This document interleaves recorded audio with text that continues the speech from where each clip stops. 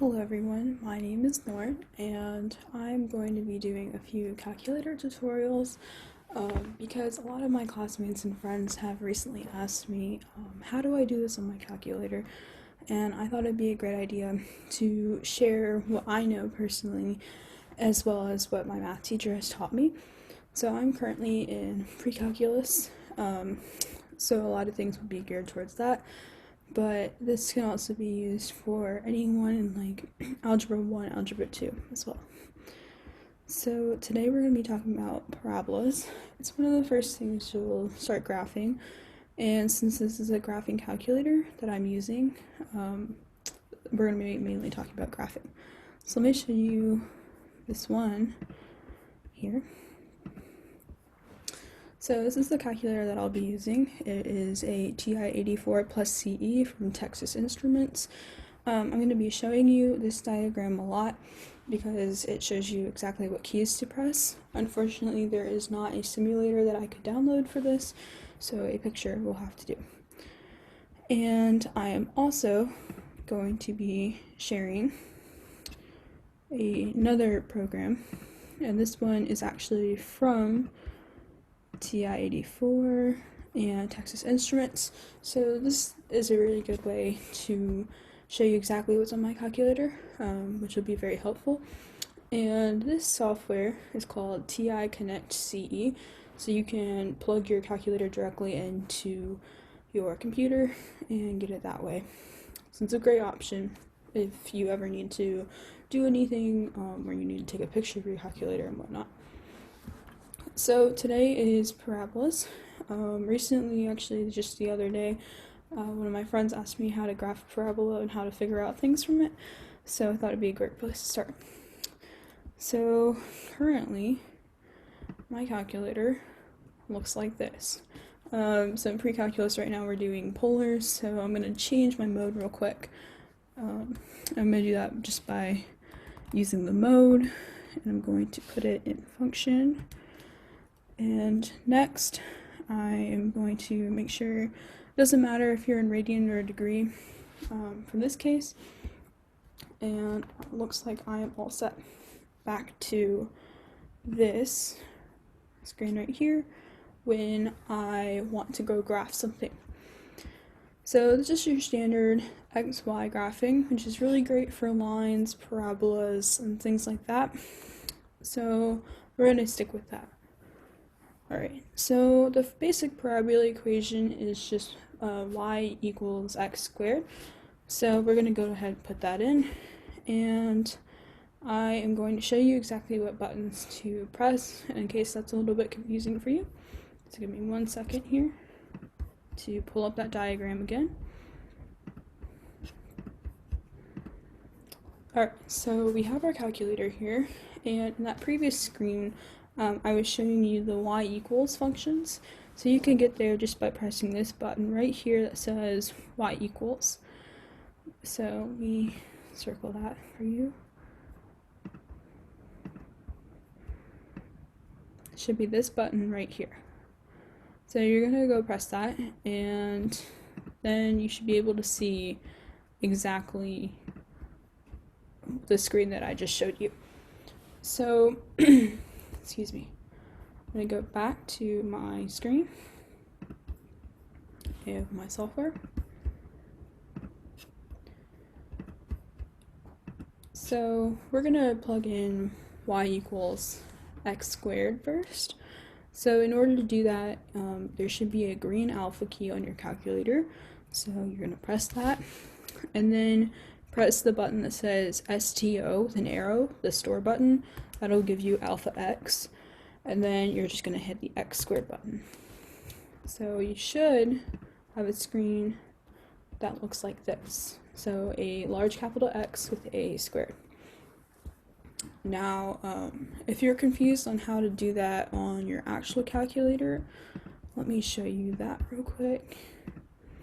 So here, once you get to the y equals page, you should press this green alpha button, and then press the store button. You can see a little X right there. I apologize that this is blurry. I will try to find a better picture next time. Then after you have your x, you're going to press this x squared button, and you should come up with that y equals x squared, which is on my screen currently here. So we're going to go ahead and graph that just by hitting the graph button in the upper right hand corner of your calculator.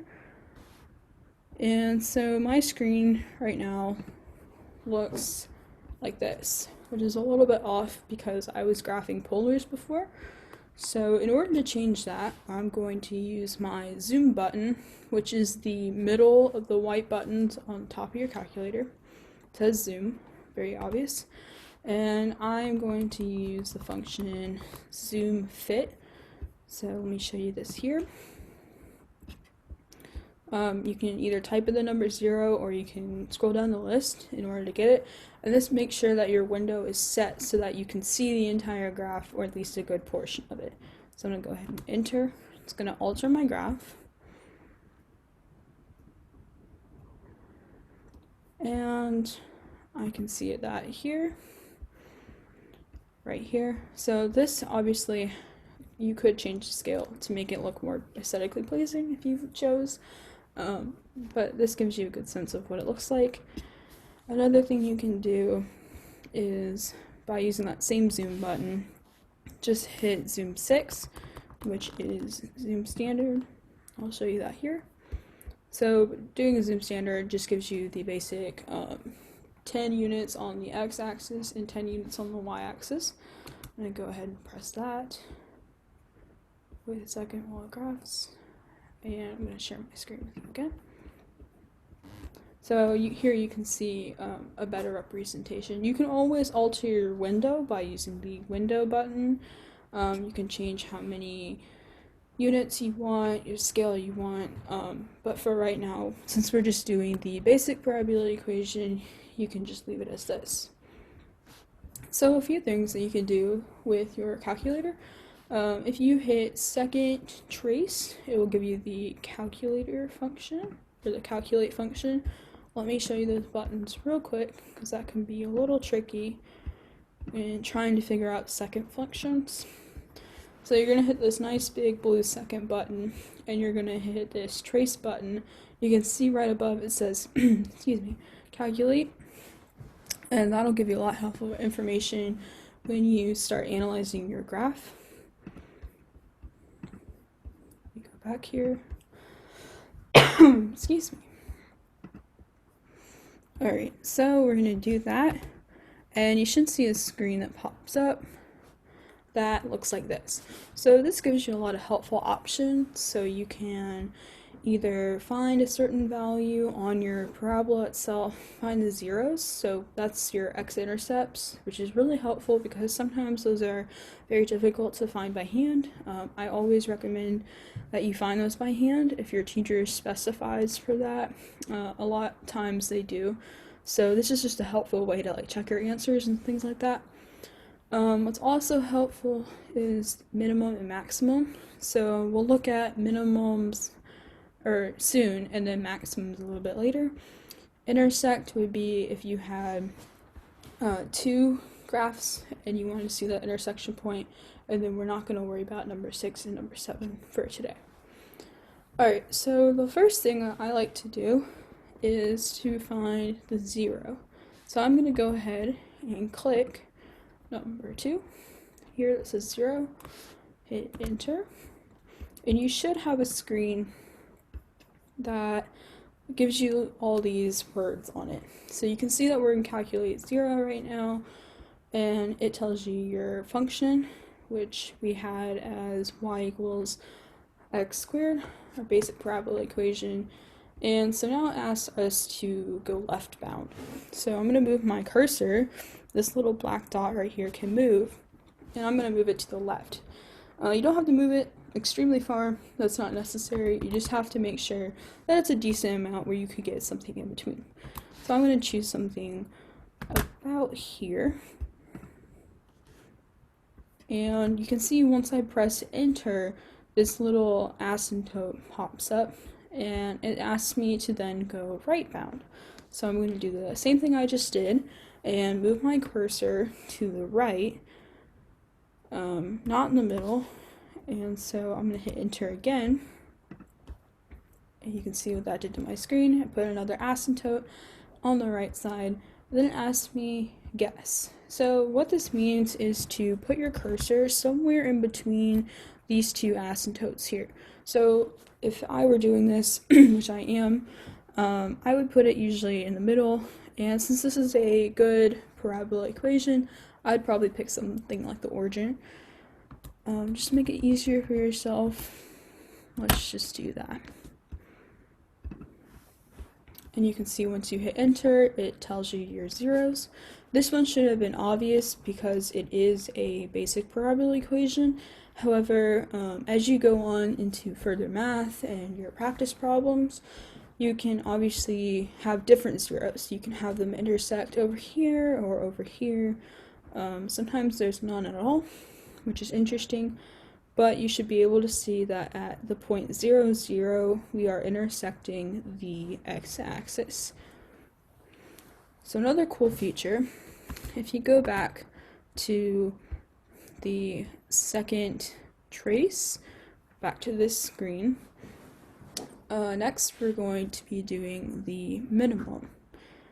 Being that this parabola faces like this instead of like that, which we'll get to in a minute, we're going to choose minimum because there's a low point in this graph.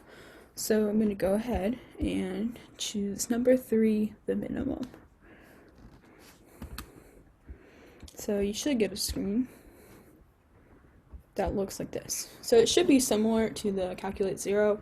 However, it's asking you different things, obviously, because we're doing a different function. So you can see we're in the calculate minimum. There's our equation, here's our graph, and it's asking us to go left bound again. So same principle, same process.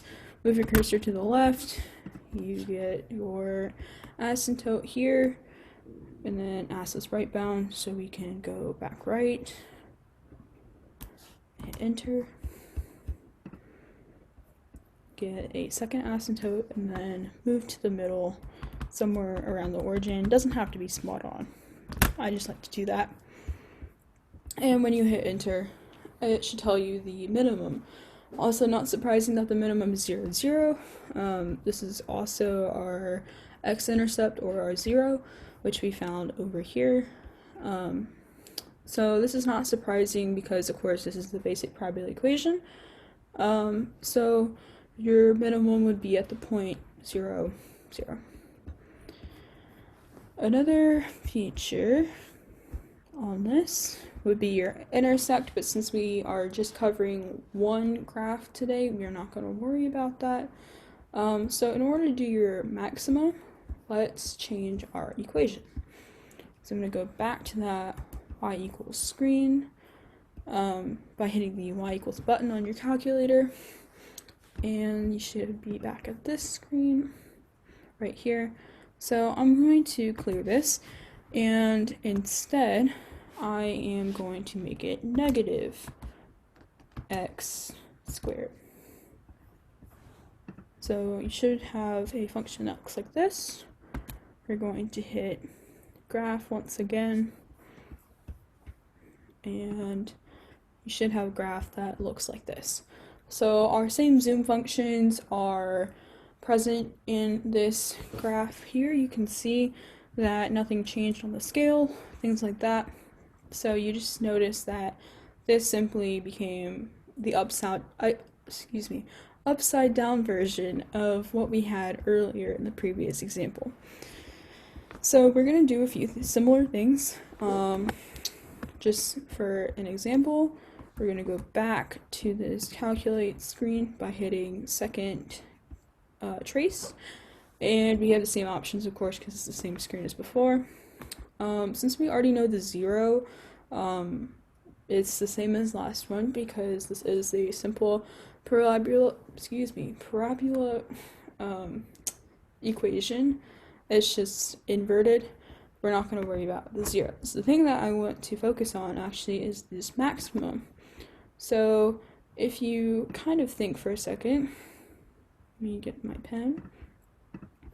The maximum will actually be this space right here, and will be at this point. You can probably already infer what it is, however, we're still going to cover it. So, what I'm going to do is I'm going to hit number 4, which is the maximum, and you should come up with a screen that looks like this. It should be asking us to go left bound, and we're calculating the maximum. So same process as earlier. We're going to move our cursor to the left just a little bit, and then asks us right bound. We're going to move it right and hit enter. So you have your 2 lines, and then go back to the middle. Doesn't have to be the origin, just that's what I like to do on these simple equations. Of course, it's not going to be the same when you have other equations and whatnot with special features and things like that. So you should be able to see that our maximum is at 0, 0 as well. So maximum is also considered to be the highest point of a parabola, and a minimum is obviously the lowest point. So that's a little bit of common sense, I would think, and yeah, that is how you do minimums and maximums. So another cool thing, let's go back to our plane graph here. So we have our plane graph. We're going to hit the trace button, and let me show you that button on the calculator.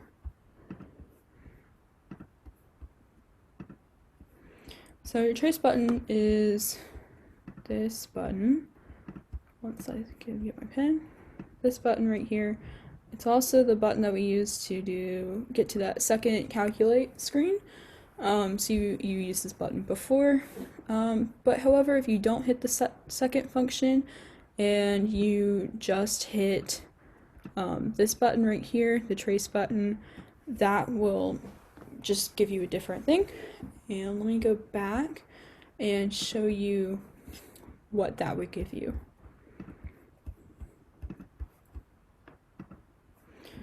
So I do this, and I get a screen that looks like this. So you can see we have our function up here, and right now we are at the point 0, 0. So let's say I wanted to figure out, so if x equals, let's say 1, what would y equal? So another cool thing is you can simply just type in 1, just type in the number 1, and you should be getting a screen that shows you that, you know, you're typing in 1 for x. You're going to be hitting enter.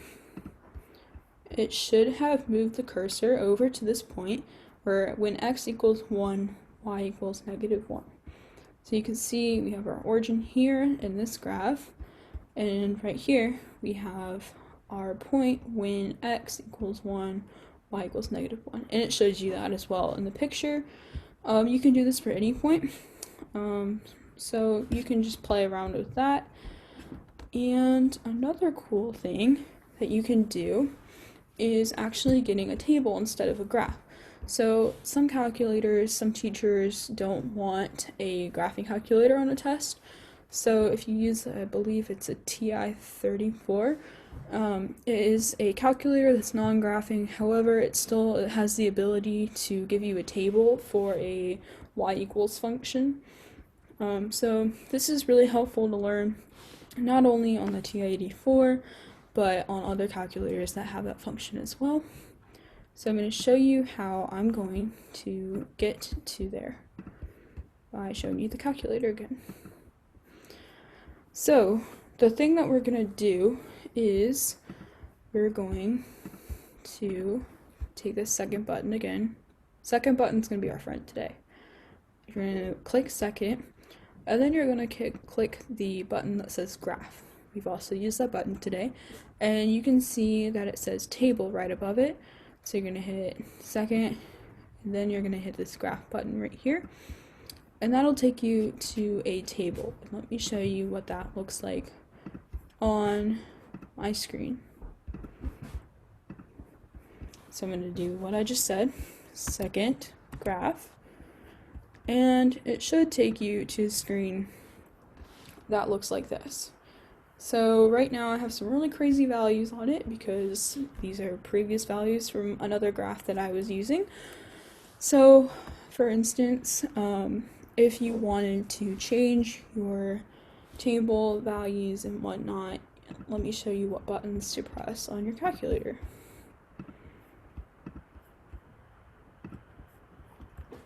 So what we're going to do is use the second button once again. It's going to be our friend. And we're going to use the window button next. So you can see above it, it says table set. This will change how your table is laid out, what it looks like. So second window. And when I do this, you should be able to get a bunch of options. So I'm going to do that, second window. And you're going to get a screen that looks like this. So the independent right now is going to be like your X. So I have this set as ask. Usually for every graph that I analyze, I have it set for ask. That just makes it easier for me to get the information that I need quickly and in a timely manner. So that being said, I'm going to keep it as ask. So if you wanted to, you can select it on your calculator as well. And the table start, you can alter as well. In order to get out of this, just hit second mode, which will be second quit. And go back to your graph by hitting the graph button. So you should be back at this. And we're going to go further back to our table by hitting second graph. So we should be back at this screen. So one thing I'm going to do is I'm just going to input some X values. So when I do that, I type in 0 for example, and I hit enter, that will change. It will change, hold on a second, these values right here, it will change them to become when X equals 0, Y equals 0, which we found earlier from our 0 as well as our maximum. So that's just an interesting thing to notice on how this all works. Back to my mouse here. And I'm just going to keep inputting a few X values, until I fill up my thing to what I would like. So typically I usually start on the negative side, so I'm going to do -3, -2, -1, 0, 1, 2, and 3. And we're going to ignore the rest of those for now. So you can see that I inputted my X values here. These are the ones that I used right here. So basically what this will tell you without a graph is your coordinate points. So I can see that when X equals -3, Y equals -9, when X equals -2, Y equals -4, so on, so on. This will be very helpful if you only have an equation and you're asked to graph it without a graphing calculator and you don't feel like solving for every point by hand. Very quick and easy, efficient way to get your answers, get your coordinate points. And that is pretty much it.